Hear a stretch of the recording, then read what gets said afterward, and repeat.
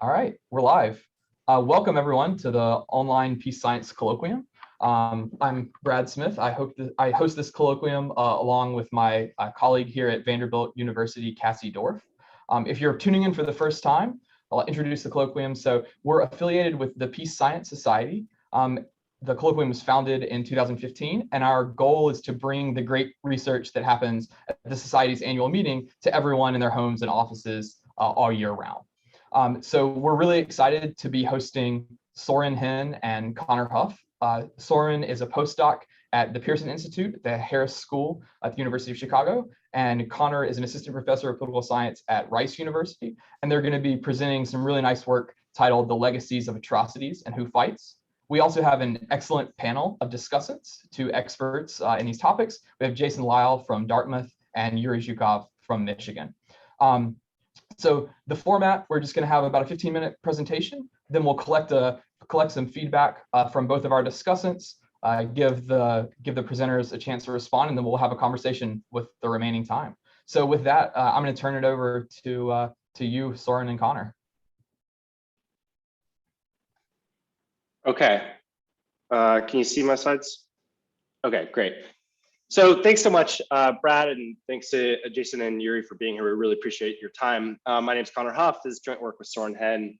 And the main research question motivating this project is thinking about how the legacies of atrocities perpetrated by governments affect the choice of individuals to either fight in defense of the government who perpetrated that atrocity or instead rebel against them. And so we could think of a wide range of examples from throughout history of governments engaging in atrocities against the populations over whom they rule. We could think about the systemic use of torture, forced disappearances, sexual assault, large spread famines, disasters. We can think of more contemporary examples with Abu Ghraib, the Uyghurs in China, etc. And so while governments engage in this type of violence and atrocities against these local populations, they also commonly rely on these same groups of individuals to be willing to fight in the government's defense. And so we could think of examples of these same local populations combating internal risings within the countries, right? So we can have the Mau Mau rebels, the Irish Rebellion of 1798, the Indian Rebellion of 1857, where local communities formed up as militias and actively engaged in the kind of conflict between the two sides. We can also think of examples of these local populations buttressing the manpower in international conflicts. I think the British relied on over 1 million Indian individuals to buttress their forces during World War I. The French recruited heavily from their colonies in World War I, and we also have examples of this same dynamic in World War II. And so across these examples, what we see is governments engaging in violence and atrocities against local populations, and then they rely on those same groups of individuals to buttress their military forces. And so what Soeren and I are trying to understand is the relationship between past atrocities and subsequent conflict behavior. And so the way we're going to do so is by focusing in on one particular case, and this is the Great Famine in Ireland. We see in the mid-19th century, we have the blight, which leads to the widespread failure of the potato crop. We have the death of over 1 million individuals. The population declines from 8.2 million to 6.5 million. And importantly for our case, the famine is largely perceived to be man-made. So we have John Mitchell here, he's a leader in the revolutionary Young Ireland movement. And he says, the Almighty indeed sent the potato blight, but the English created the famine. Okay, and so this is going to be the particular case we're going to use to study this more general question. Theoretically, what we're going to do is build upon a large body of research in conflict with political violence, which focuses on generally two main mechanisms which affect the choice to fight. So these are on the one hand, local grievances, and on the other, local economic incentives. And so these are building on grievance-based explanations of conflict participation and also the kind of opportunity cost structure setup we commonly see. Throughout, we're going to both theoretically and empirically think about individuals' locations as being the main channel through which the past affects the present. So we'll be comparing places where atrocities did happen or did not happen, or varying in their severity will be the other way to think about it. We'll build on a large body of research throughout political science, including some members of this panel, which thinks about how the memories of the past and past violence is transmitted across generations through families and local communities. And the way this commonly goes in literature is that you hear stories about the grievous things the government did to your family, to local individuals around you, and that shapes your grievances and the way you think about that government in the future. And this not only occurs for those who underwent that experience, but for subsequent generations as well. we're linking this body of research up with the second body of work, which thinks about how grievances can shape the choice to fight in the first place. And so the idea here is that as atrocities occur, that information about that atrocity is transmitted across generations, and this in turn shapes a subsequent decision to fight or not. There's a parallel body of research in economics, which has some really interesting findings about how atrocities can shape local economic conditions. And to us, we found this to be fascinating of how at times it seems that the long run consequences of atrocities can destroy local economies. And to us, that was quite intuitive. But perhaps counterintuitively, there's also these arguments about how it can actually improve local economic conditions. And in fact, that's what we'll see in the particular case we focus on today, where, and that in turn can shape the choice to fight as these improving economic conditions or local economies are getting better, that can increase the opportunity costs associated with fighting. You have to forego more through your conflict participation, and that can in turn reduce the incentives to fight. And so as we were thinking about these two different parallel mechanisms, to us, it led to these interesting theoretical tension at times, when in others, kind of the two mechanisms are pushing together and how we should expect it to shape the choice to fight. And for us, we were thinking about two core factors which are determining the direction of the empirical predictions.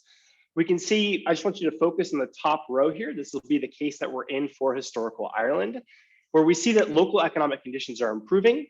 When we're considering fighting against the perpetrators, this in our case will be participation in the Irish rebel forces. These two mechanisms are competing or kind of in tension with one another. And we're considering fighting for the perpetrator.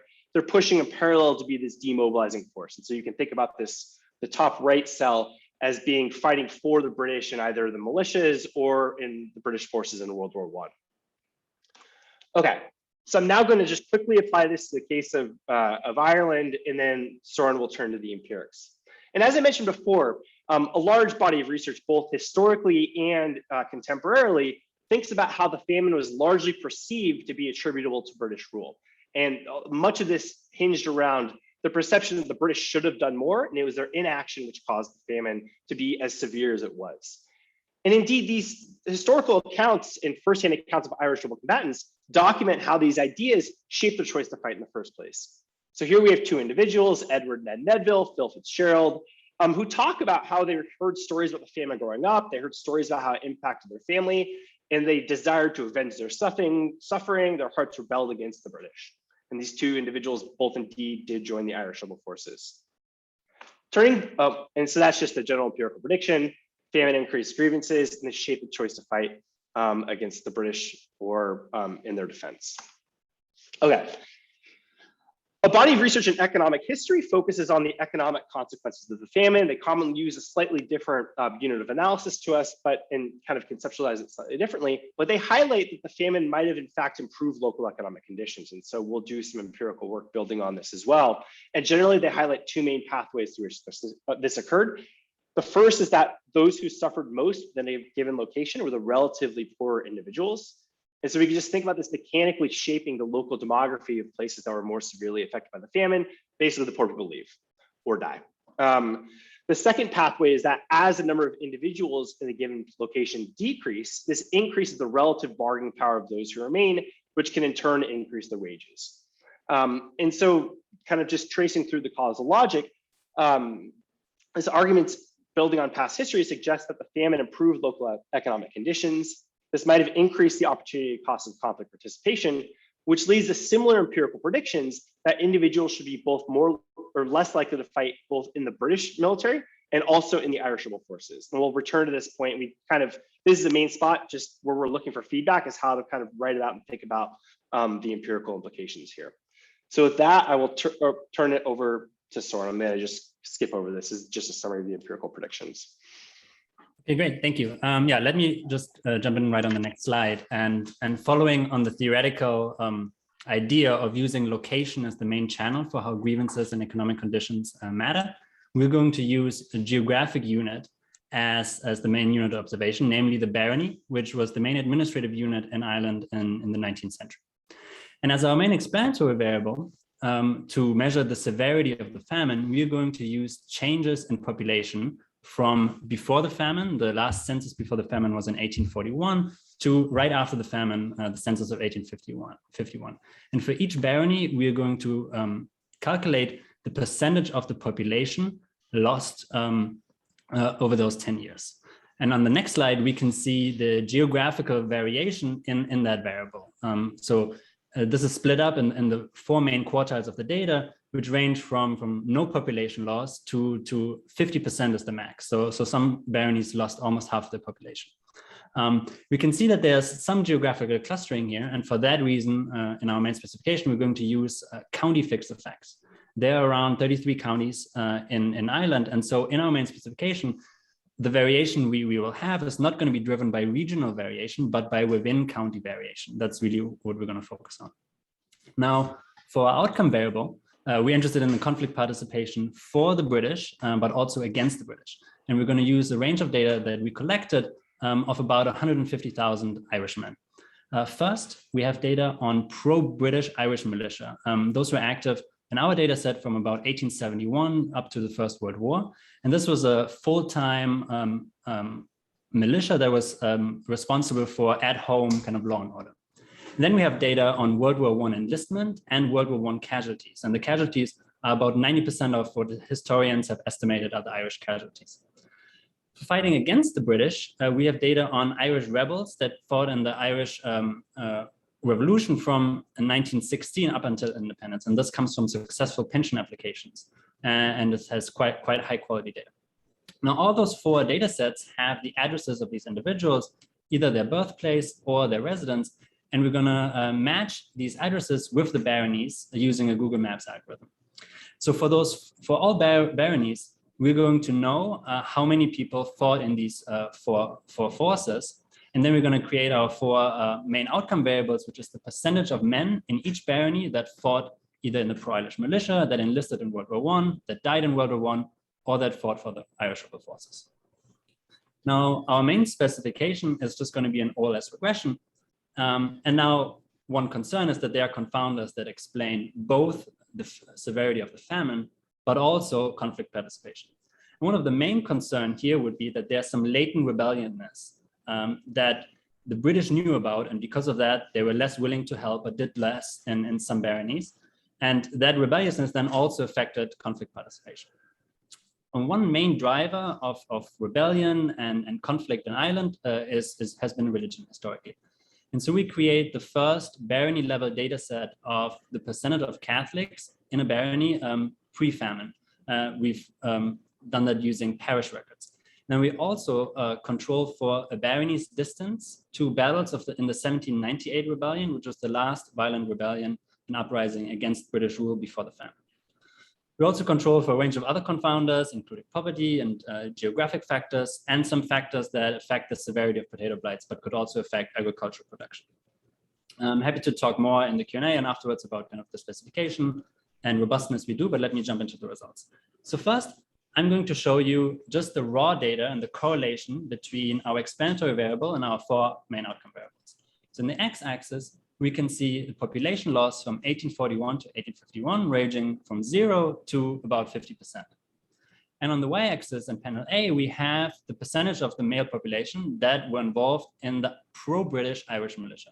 You can see a strong negative correlation between the 2. Places harder hit by the famine have a lower percentage of people fight for the pro-Irish militia. In panel B, we can see the same thing for World War I enlistment. Negative correlation. And in panel C, on the next slide, we can see the same for World War I casualties. So across our 3 data sets of fighting for the British, there's a negative correlation between population loss due to the famine and fighting for the British. Now in panel D, we have fighting for against the British in form of the Irish rebels, and there the relationship flips, and we have a positive relationship between the 2. Places harder hit by the famine have more people sign up and fight against the British. On the next slide, we've put this in the regression framework, and you can see in the first 3 columns, fighting for the British, a strong negative effect of the famine on conflict participation, and in column 4, a positive effect. Now, thinking back about the theory, for the Irish rebels, grievances and economic conditions had competing predictions for how the famine is going to affect conflict participation. And from our findings, it seems to suggest that grievances have won out and mobilized people to fight against the British. For fighting for the British, however, both channels kind of moved in the same direction. So now as a next step, we're going to look at more direct evidence on grievances and in economic conditions to really understand more what channel was at play here. And to do that, we're going to use two data sets. First, data from the 1918 election. And this is kind of an important election in Irish history where the anti-British and pro-Republican Sinn Féin party won the vote. And we're going to use the vote share of that party as a measure of anti-British grievances. And then we also have the 1911 census data, which has some measures of opportunity costs that are commonly used by Irish historians, such as literacy rates, the percentage of laborers, the percentage of farmers. We're going to use this to estimate the effect of the famine on these outcomes, and then to see whether these outcomes correlate with conflict participation. So let me just give you a very quick summary of what we do and what we find here on the next slide. First, for the grievances, the first causal link is that the famine increases grievances towards the British. And we do find indeed that places harder hit by the famine has an increased Sinn Féin vote share. And the second step is that these grievances demobilize fighting for the British, but mobilize fighting against the British. And again, we find that in the data. There's a negative correlation between the Sinn Féin vote share and World War I enlistment, and a positive correlation between the vote share and Irish rebel enlistment. Now for the opportunity cost, the first step in the causal link is that the famine improved economic conditions. And we find strong support for that in our analysis in the paper. The famine long-term reduced the population in the baronies, most severely hit by the famine. And that led to higher wages, increased literacy, and percent non-laborers and percent farmers. Now, the second step is that this higher economic income would increase opportunity cost and that demobilized fighting for the British, but also demobilized fighting against the British.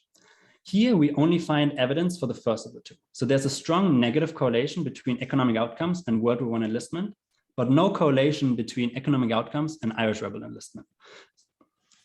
So evidence that the economic conditions really mattered for fighting for the British, but not against the British. In the paper, we go into a lot of detail of why that might be. And we conclude that the way that the Irish rebels were organized was very different from the British army. The Irish rebellion was mostly part-time activity, and rebels were not paid for the fighting. And so that really shaped how much economic conditions mattered for recruits. Now, let me just quickly conclude. The famine had long-run consequences on fighting for and against the British. Economic incentives reduced fighting for the British, and grievances mobilized rebellion and demobilized fighting for the British. Now, we think that there are kind of two big contributions that this paper makes to the literature. One is we challenged past research that shows that grievances mobilize similarly to fight it for or against the state. And we show that this can go in opposite directions. And also we show that economic incentives and grievances can both matter at the same time. And it's really important to understand the context to then understand how both the memories of the past and the economic incentives in the present can shape who fights. Thank you so much. All right, thanks, Connor and Soeren. So before I turn it over to the panelists, I'll just ask the two of you if you could just take a minute and kind of contextualize like where you are with the project and give us some idea about exactly, you alluded to this during the presentation a bit, but just give us some information about what kinds of feedback you're looking for at this point. Yeah, sure. So I think where we are now is we submitted, got rejected, and we thought we got pretty helpful reviews. And so we did a big rewrite of the paper. And this includes the front end, like the theoretical development, the whole competing complement stuff is all new. And then we've also been struggling a bit with how to go about writing the opportunity cost / differential effects across the IRA and the British military. And so that's been another place that we've been like redoing a whole bunch of stuff, I think. And then the third leg is we've done a whole bunch more on the empirical side. So additional analyses of the mechanisms and just like more defense of the selection of observables approach. And so that's basically like all new and we haven't gotten much feedback on it. And so we want to get feedback, do one more big revision, and then hopefully not have the project die with y'all and instead get it out the door soon. So that's kind of where we are now. So we're really excited for any and all comments at this point. Great, thanks, Connor. So at this point, I'll turn it over to our two discussants. And so I'll ask each of you if you could take 5 or 10 minutes and just kind of walk through the high points that you want to make sure that we get to in the discussion, and then I'll turn it back over to Connor and Soeren to respond quickly, and then we'll just have a discussion. So I'll propose that we go in alphabetical last name order. So Jason, if you want to start off. That sounds great. And thanks for having me on the panel, and thanks for such a great paper. It really is terrific. It's I mean, I don't waste all my time on praise, but let me just say it's you know, a waste. But it's really remarkable contribution, pulling from all these different data sets, right? You know, multiple dependent variables, which you like to see if it's tracking across these different indicators. And the combination of sort of conventional war and then the rebellion side inside the same framework is actually really nice. That's a hard thing to do inside one paper. So I can see maybe where there was some pushback. But the fact that you're integrating these two different sort of research traditions, I think you can actually hit that a little harder and say this is what you're trying to do in a unified framework, I think would be really helpful. I have like 10 questions here. So I'm going to try and I'll try and do it in 5 minutes. So I don't want to crowd Yuri out because he's the real expert on this and not me. But I should say that these are the comments from somebody who is absolutely sympathetic to the argument, both that history matters and also that grievances matter. This is part of my own book. So I'm kind of I'm glad you guys find this because that actually might suggest that I might have been right. But I did have lots of sort of comments and things I want to see a little bit more on. And I'm going to try not to talk about the causal identification so much. In fact, I find that you guys I can see where maybe you got the reviews. You've done so much work to try and show that this, you know, these assumptions hold, this sort of as if random assumption, right? You know, it's a macro historical event. Is there going to be some selection in there? Yeah, probably, right? It just is, right? I mean, I don't know how you get an airtight causal inference strategy here. And this is always the tension between the historical persistence school and the causal inference school. When your treatment is a 4-year famine, this is not the kind of treatments that a causal inference framework was necessarily built to handle initially. So I think you guys are doing a great job with that. But so to the point where it actually feels like, to me, the paper's unbalanced. And so where I wanted to see was not so much on your quantitative test, I wanted to see qualitative evidence of the mechanisms. Right. So there's a lot of kind of hand waving on intergenerational trauma and transference of trauma.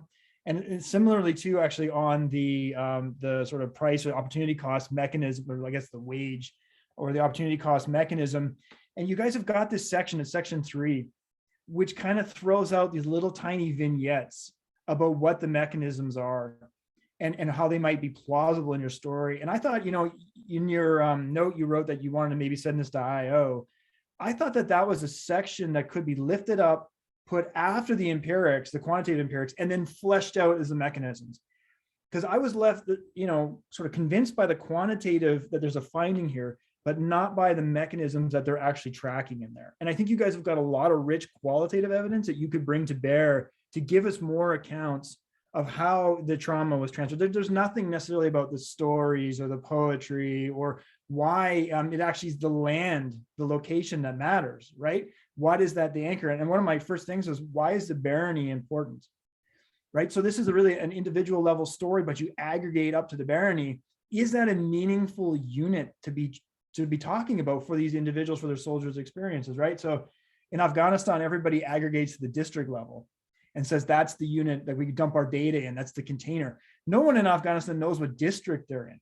It's like an administrative boundary that has no meaning to them, right? And you guys anchor into the barony and it's like, why? And you move the findings up and down. It goes, what a county goes up and something like precinct goes down, right? And the findings change when you aggregate or disaggregate even further a little bit, right? So why is the barony the right unit of account? Does it actually mean something to people? Can you give us more qualitative evidence for both of the mechanisms to see how this intergenerational transfer or trauma is being transmitted? And then also on the treatment, on what the actual treatment is, right? You've got a really complex thing going on. You've got death, you have evictions, which aren't actually really talked about, but you have displacement, right, by the landholders. And then you've got out-migration. And they're all kind of bundled up together as if this is one kind of trauma. And I get that it is. But, you know, even in your qualitative accounts, you have people saying, well, you pushed my family away, right? You sent them overseas. And then some other times they seem like their family was personally hurt. And so I wondered, are all of these having the same kinds of effects? What is the effect if there's variation? Like, does it matter that your family was, sent overseas versus somebody died versus it's not your own family necessarily, but your barony and that unit gets hurt, so to speak, right? What is it is there heterogeneity essentially in the causal effect based on the nature of the trauma inflicted? And can we say anything on that? Because right now it's a bundle of stuff, and it's all bad stuff, but it's not necessarily equally bad, right? And if you're exploiting this variation, there might be variation in what the actual treatment is in terms of what grievances we would expect to be generated, for example, or the kinds of effects it would have long-term on labor and wages and things like that, kind of going forward. Also, too, just on again, I don't want to harp on the sort of selection story, but there's a line in there that made me go to Wikipedia. It says something like the British government had a laissez-faire attitude towards the Irish, right? And I was like, uh-oh. I mean, I get what you're doing, sort of saying there isn't the British monkeying around in this, but there's like a huge historiography about the British monkeying around on here and selecting, right? And not all historians would agree that's what the British are doing, but and so there's a historiography I think you got to flag, right? And you guys are clearly on one side of the historiography versus the other. But even if you want to go with that laissez-faire attitude, right? There was variation in the British policy over time. And so, I think that has to be acknowledged. And, even from just like creating the poorhouses later on, I mean, the Peel government falls, right? There are these reforms that are tried. He brings was it the gruel or the I can't remember the name of the stuff that he brought in 1845, right? And then his government falls. Like, they're trying different things. And I don't know what that does to your treatment. And I'm willing to buy that it's more or less random to like the soil or whatever, right? But to say that the British aren't doing anything I think gets you into trouble. And so I would acknowledge sort of what they're doing, but why this doesn't matter. And I don't think you do this quantitatively. I think you've already got great quantitative stuff. It's qualitative. And just give us a sense of what the evolution of British strategy is and why it doesn't constitute selection. That might be, worrisome in your regard. The other thing, and this is always the issue, you guys spend so much time trying to nail down your effect, which I buy. I think it's there. I think you do a great job. So, but there's no like alternative explanations, right, at all. And so it's just sort of like big thing happens, and then 60 years later, the effects are still going. And part of me I want to know what the British government's doing in between like 1850 and the war, right? So is it continually being repressive? And it's not this long distance shock, it's more proximate British repression. Is it, consistent across time, or are the British doing different things? So like the clearest intervening factor is the British government to my mind, right? And it's not necessarily at the front of the causal chain, it's in between the shock and the behavior. So can you rule out alternative explanations for like what the Brits are doing? And a simpler story is it's not just a big shock in the past, it's the current repression, which would work through a grievance mechanism and work through an income measure too. So you have basically two different accounts of where that grievance might be generated. And somebody could just say, hey man, like it was last year's repression, not 50 years ago, 60 years ago. And you don't need the intergenerational trauma stuff. And which goes back to why you might want to show that it is being passed in generations to try and knock out the fact that it's just a short-term shock. And then I'll keep talking, but I want one more point, and then I'll let Yuri go. Yuri's familiar with me talking a lot, so I'm just gonna get one more in. We got plenty of time. No. I've got plenty of time that I'm gonna get two in. All right, I'm gonna get two in. So the dependent variables. So I'm still not clear conceptually why casualties in the war is the same as recruitment. Right, so this is a paper about recruitment, and it's not clear to me what the casualties. I mean, it's good that it's consistent with your story, but I'm not sure what it's telling me, because all the other things are about joining, right? Oh, which reminds me, as a small point, the thing that works really well in this case is that this is voluntary recruitment for all of these. This is not conscription, but you guys don't say that anywhere. So a choice framework is appropriate for your context in ways that it's not in a lot of other cases, which has conscription. So you guys want to just flag it somewhere that all of these are voluntary activities for the Irish at this time, which I think helps your story. But I don't understand what the casualties is necessarily doing, right? It's interesting, but maybe the British are using the Irish in a different way. I don't know, right? So, and then the last thing is what to do about the economic incentives. And you know, I know what you guys are trying to do. I get it, and literacy, you know, I get it, but this is pretty far away from like wages, and you know what I mean. Like it's, I know you're proxying it, but like I don't quite know what you mean when you talk about the opportunity costs for joining rebellion or the opportunity cost for joining an army. And like again, not to go back to Afghanistan, but this is the thing we always wrestled with, right? Is like, what is an opportunity cost to join an insurgency? How do you measure that? And I'm not sure like literacy is a great measure for that. I mean, it's so far removed from, I mean, maybe it's a proxy for, I don't know, your success on the market, or I don't know. But if you guys are going to use those proxies, I think it has to be tied back more tightly to what your theory says and what we would expect. And that you can maybe say something like, we don't have barony level wage for common laborers or something like that. Like, clearly, we're probably not going to have that. But then why are these a good proxy for the opportunity cost story at the individual level? And that's a big leap between the concept and the measurement that I'm not quite tracking with. But I mean, just to say, I love the paper. I think it's incredibly ambitious. For me, it's like, I want you guys to fully maximize the qualitative evidence you've got to get the argument, to show conceptually why baronies matter, to knock out the alternative explanations. I'm pretty much convinced on the quant. I think you guys have, in some ways, have gone as far as you can go, though maybe Yuri's got suggestions. But like, I think there's like, if you're going to go to IO, you have a bigger space to use. I would use that not for the 19th robustness check. I would use it for getting the qualitative evidence underneath for the mechanisms and the causal logic tying it all together. So I'll stop there, though, but it's a terrific paper. Thanks, Jason. We'll turn over to you, Yuri.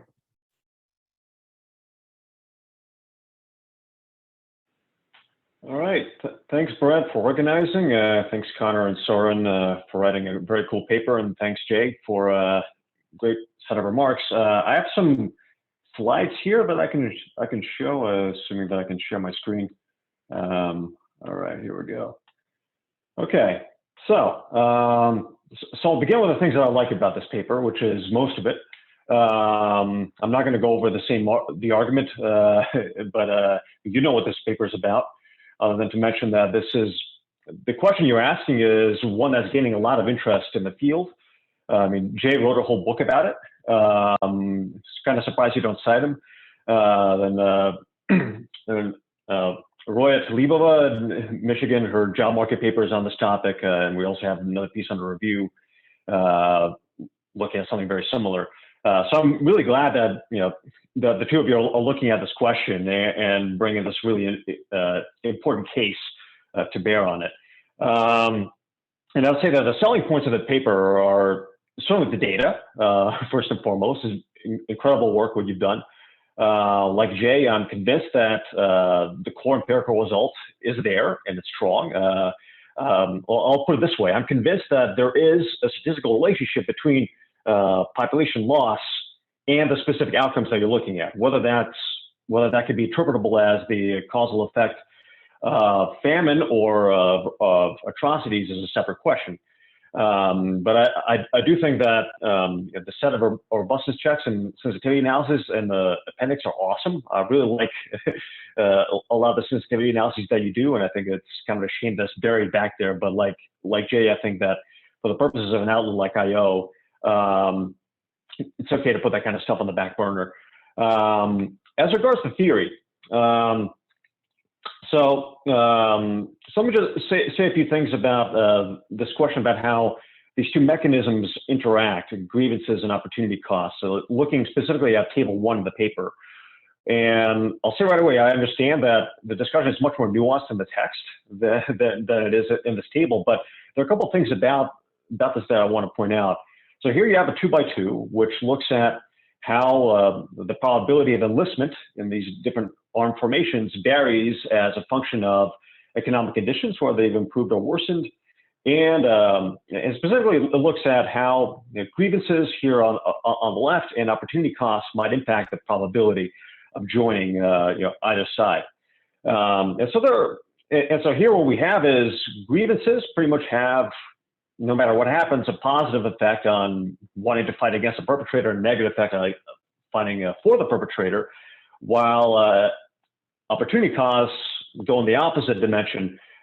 Basically, when economic conditions are good, opportunity costs are low, people are going to be less inclined to fight for either side. And the opposite is going to be true when the conditions are bad. Okay, I get that. But here are some assumptions that you're making here, which I think warrant a little bit more justification and than you currently give them. So first of all, this idea that grievances kind of always translate into behavioral challenges against the perpetrator. So, of course, I mean, political preferences are not the same thing as political behavior. And we know from past literature that exposure to repression and atrocities does not always translate into these behavioral challenges. It causes fear, to cite Lauren Young's work. It causes conformity. It causes preference falsification. There are many ways that people respond to this stuff. A lot depends, in my view, on whether there's still a gun pointed to your head. If you're still being oppressed right now, it's probably not the most opportune time to rise up against the state. And there's also, so putting a finer point on whether you're talking about preferences or behavior will be important here, because the link between those two is not always going to be one-to-one, and people through their behavior may try to conceal what they actually believe. In terms of financial incentives, and this is something you alluded to in the talk, is that financial incentives are going to be different across these different armed groups. So you write a little bit about this in the text, about how, say, militias, some of them are part-time gigs, whereas joining the British Army, you're going to be deployed overseas, which probably not everyone knew that going in, but still potentially, different pay scales, different financial rewards to joining the different armed groups.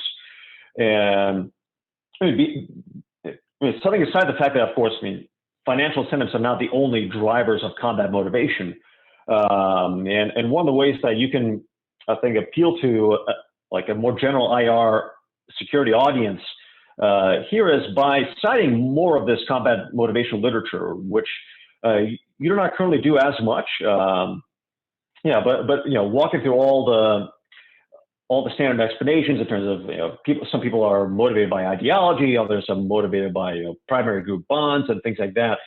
And so basically, people have heterogeneous preferences in deciding whether or not to join an armed movement, and financial incentives are just one of them. And you can hold all those other things constant for the purpose of this discussion, but it's still worth acknowledging.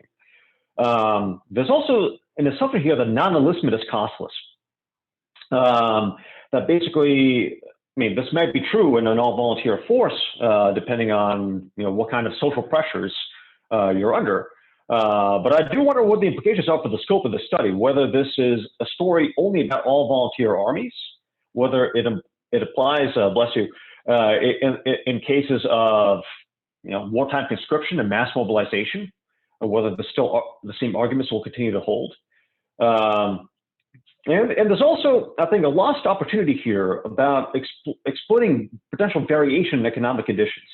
So you cite the Ogretta paper, and you do some of your own analyses to show that, in the long run, there are some positive externalities, perhaps, from this famine economically. But I would imagine that those positive externalities are probably not felt, in 1845. It probably took some time for them to kick in.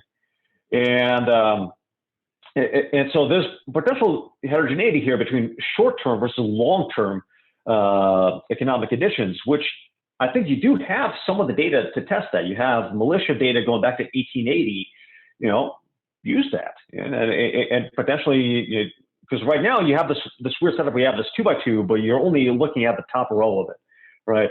And I think you're in a position to tell us a lot more. But perhaps most crucially here, it's not clear to me, in cases where economic conditions and grievances push in opposite directions, why one set of motivations will dominate over the other. Why, for instance, in this category here of fighting against the perpetrator, where grievances make you more inclined to do it, while high opportunity costs push you against it. Why do the grievances potentially dominate, and under what conditions do they not? Right. Add a paragraph on that. Now delving into this opportunity cost story a little bit more deeply. So I just want to point out, like Jay, like I'm happy they did all these analyses looking at educational attainment and all these other things, but they're not wages. And I would like to see some more direct evidence that economic opportunity costs actually were high for the people who lived in these areas at that time. And right now you're telling this kind of Malthusian story that basically this is like the Black Death 2.0. There's a negative population shock, wages went up, there's more bargaining power. But that's not the only thing that was happening in this period. There were a lot of technological advances.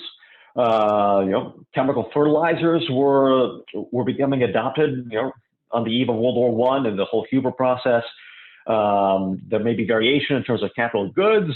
There may be variation in terms of global commodity prices, in terms of trade, not all of which push in the direction of increasing rural wages. Some of them push in the opposite direction. So show some more direct evidence rather than just than what you currently have.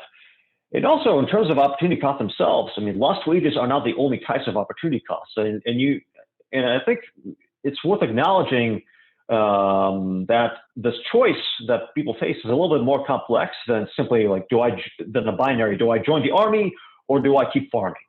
All right, because the foregone option here is may not simply be let's keep farming.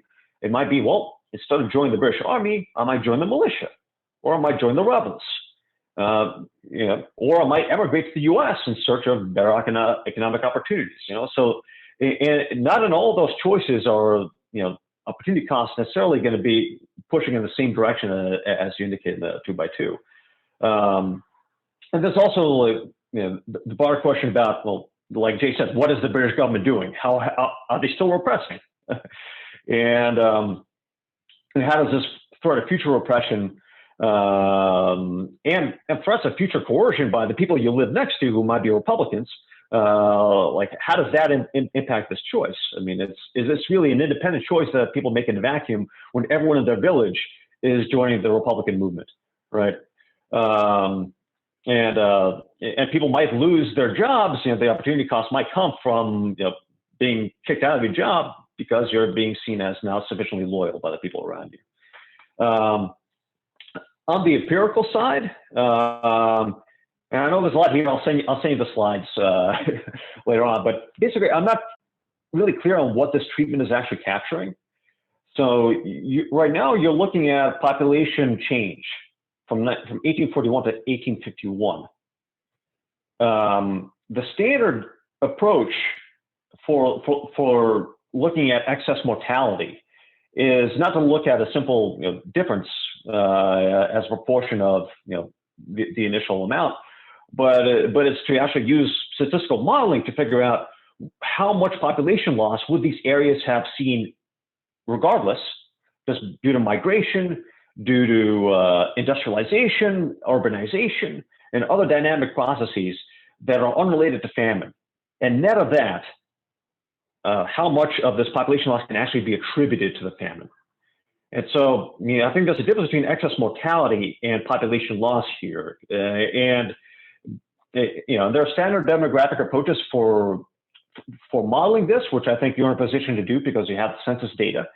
And so an alternative measure of excess mortality, I think, will be useful here just to show that your treatment can actually be attributable to the famine.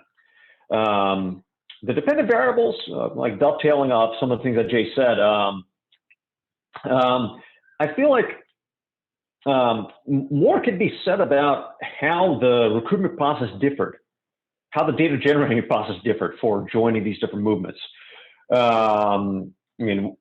Were there different barriers to entry? Did you have to pass a background check in order to join the pro-British militia? What kind of vetting was in place to assess people's Republican or unionist preferences in this case? And as I said before, this time range that you have for some of these variables allow you to do a lot more tests than the kind of snapshot that you're doing right now. So I'm kind of wondering why you didn't do that. I have a bunch of data questions. I'm not going to list them all right here. I'm just going to send you the slides. A bunch of them are pretty nitpicky. A lot of them just come out of someone who's done similar type of work and has encountered a lot of the same issues and has encountered a lot of pushback from reviewers on some of the things that you have in your paper right now. But on estimation, I mean, you're looking at ultimately the effect of repression on dissent. I mean, to really boil down to what we're looking at, and you talk about how certainly on the ground, I mean, this kind of famine was attributed to British action or inaction in a way that these kinds of famines are often perceived as being man-made. But that fact alone is already problematic, as you say, because potentially they might have taken an even more hands-off approach in places that they knew were not particularly loyal. And so I'm wondering, first of all, why is simply conditioning on the rebellion in the 1700s and all these other pre-famine covariates, why is that sufficient to take care of that problem? Why not instead look for an actual source of exogenous variation that in famine, which you do in the appendix? It's kind of, I'm surprised you buried it all the way back there. You have an instrumental variable analysis where you use weather as an instrument, and I think that's good because you're looking at variation in famine that could not be directly attributable to the state. These are things attributable to acts of God, forces of nature. So I'm wondering whether there's a good reason not to make that a more prominent part of the analysis. And if you do so, I mean, obviously there's a fuller set of estimates that you need to present to justify that approach. And I also think that there's another, the last thing I'll say, there's another interesting tidbit here is looking at the scatter plots and these fitted curves. There's non-constant variance depending on population loss. So particularly in like joining the British Army, there are much more variable rates of participation among the places that were less exposed to famine, and you kind of have the opposite dynamic with respect to joining the rebels. And I'm not asking like to write a whole new paper on that, but I do think that like looking at variance as a dependent variable is potentially theoretically interesting here. Why was there more variation, more uncertainty, depending on how heavily exposed a particular location was to famine? But beyond that, this is a terrific work, fellas. I really like what you've done here, and I want to see this thing in print. I want to be able to cite it and assign it to my students. So like I said, I really enjoyed this, and thanks for giving me the opportunity to read this work. Awesome. Thanks, Yuri, for those great comments. I have like very little to add here, but just two quick thoughts.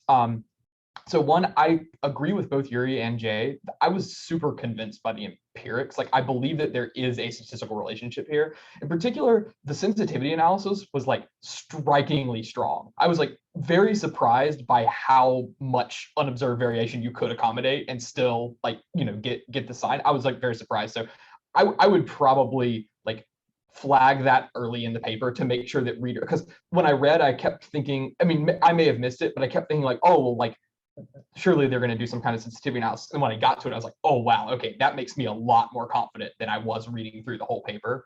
So I would state that up front as quickly as you can.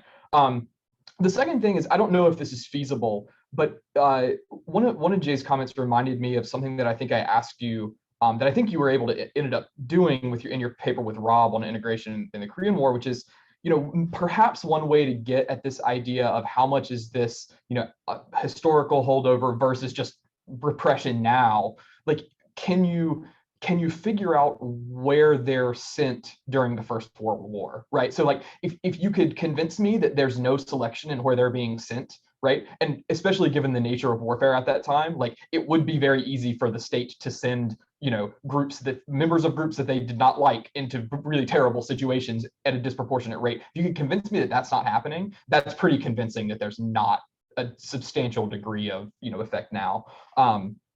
But yeah, I thought I'll echo both of them. I thought the paper was super interesting. I look forward to seeing it in print. It looks like we've got just a few minutes left. So if you guys want to respond, any last questions, comments, and then we'll wrap up at around 3. I have just a quick follow-up questions that I think would be helpful to learn a little bit more about. So just on the qualitative stuff, one of the suggestions, Jay, that you had was beefing that out a little bit more. And I'd love just to get a sense of like what exactly you'd like to see so I can go figure out what to get. And so do you have a sense of what would be most compelling on that? And then I think I have a similar question, Yuri, in a second. Yeah, just really quickly. I mean, there's a bunch of things. So one, if this really is a story of intergenerational transmission of trauma, which is always the mechanism cited, let's see some of that, right? So how is that being passed? Is it stories? Is it in schooling? Is it, we know, whatever, right? But not just the fact that it's happening. I would love to see the soldiers saying stuff like that. Like, I remember the stories. It was passed down in the family. It was passed down, or this happened in my barony. Because that's the other thing, that link to the barony is important. Yuri had on his slide too about the shifting levels of geographic units. So why is the barony important? Why is that a center of remembrance? And then qualitative on the wages too, right? So like things like, I'm not going to join the army because I'm getting paid really well and I don't want to lose my good paying job or stuff like that. I think would be really helpful. And then also, like, just to piggyback off something Yuri said, like in terms of the alternative explanations, right? There could be technological change that's disruptive of the farms that may be then accounting for the wage changes. Can you knock that out qualitatively, right? Is it the British story of repression right now? There's a qualitative account there that says, no, maybe the British weren't doing anything. And it's being anchored in these stories that are being passed along rather than, repression in the last 2 or 3 years or something like that. So it'd be qualitative evidence of why the barony is important, how the mechanisms, the trauma is being transmitted, what the wages look like, and then in terms of alternative explanations, like the one about the technological change, I think is really important. Like, it's not a big macro historical process, hard to capture unless you can get like, I don't know, fertilizer rates or things like that. But also just what the British government is doing as an outside actor to pin down where the site of trauma is, I think is really important for your story. And I think most of that's going to be qualitative. Okay, that's super helpful. Thank you. And then I had just one other follow-up question, Yuri, on your slide, looking at the kind of the 2x2. So you flagged all these additional assumptions, which I thought were super helpful. And is your recommendation with those additional assumptions just to like more explicitly discuss those, or do you have, and kind of just the broader point of like, which of them we should expect to win out? We thought that is like just something that was super interesting, is like, we don't know actually for most of the cases. And so we could also try to flag that more explicitly, but do you have more general recommendations just around that area?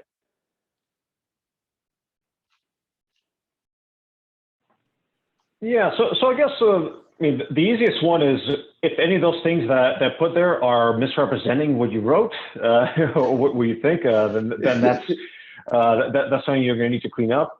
But I guess more broadly, it's there are links between this between your theoretical story and the literature on combat motivation that are not there, and which potentially tell a more complicated story than you do in your paper. And so like for example, like this whole idea of like non-enlistment being costless, are you actually assuming that is true, and basically what are the implications for your scope? So I think a lot of this is just kind of like signposting to just to preempt potential points of criticism or clarification, kind of in a similar way that you do in the empirics right now very effectively. I mean, one great thing about the empirical section is that like I kept like scribbling angry stuff in the margins, only then to see like, oh, they actually took care of this in the appendix. Okay, I can't talk about that.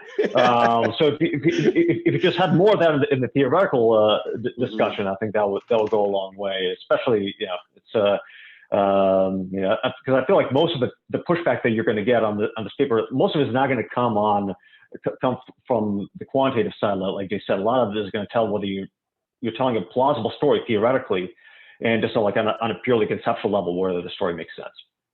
Okay, that's helpful. Soeren, did you have any final or quick responses? mean, I don't have any questions. I think those are also like super useful comments. I think on the technological change, I think that was an interesting point because there are some papers that point to that, and we have some evidence of that too. So it seemed that places harder hit by the famine changed their agricultural practices, went more to livestock, and went more to a few other things. And I think the way we put that in our theoretical framework is that ended up making these places better off in the long run too, by making the agriculture a little bit more productive and efficient. But so we can think a little bit more about that and like maybe put some evidence in the paper. But I think that fits what we've read and what we've seen. But all the other comments were super helpful and lots for us to think about and implement. All right. Well, it looks like we're wrapping up right on time. So I want to thank Connor and Soeren for the excellent paper. I really enjoyed reading it. I really enjoyed hearing you guys talk about it and hearing the discussion. I want to thank Jay and Yuri for really like in-depth comments. It was clear that both of you read very carefully and offered some super constructive suggestions. So this was a lot of fun. So thanks to all of you. And if you're tuning in, we're gonna have our last meeting of the Online Peace Science Colloquium 1 week from today. We're gonna be hosting Matt Malice from NYU. He's a PhD candidate there. He's gonna be presenting a paper called Foreign Policy Expertise. So we hope to see all of you then. All right, with that, we'll see you next time.